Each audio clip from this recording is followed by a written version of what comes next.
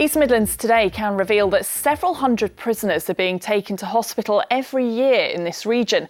Many inmates needed ambulances after being attacked or overdosing on drugs. And crews even had to help some women prisoners give birth.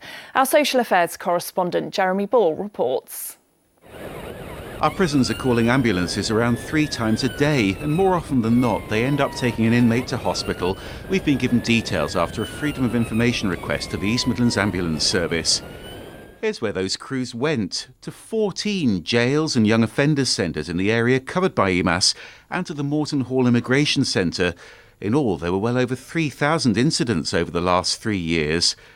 We wanted to find out how many of those calls were for deliberate attacks, because there's been consistent concern about violence, particularly here in Nottingham. The figures show that this prison needed more ambulances than any other East Midlands jail, and across the region more than 300 calls were recorded as assaults, traumatic injuries or lacerations and burns.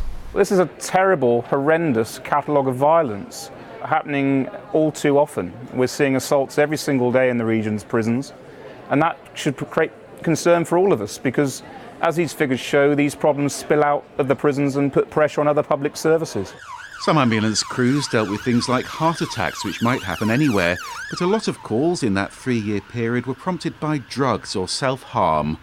The figures show 335 incidents that were recorded as overdose or poisoning.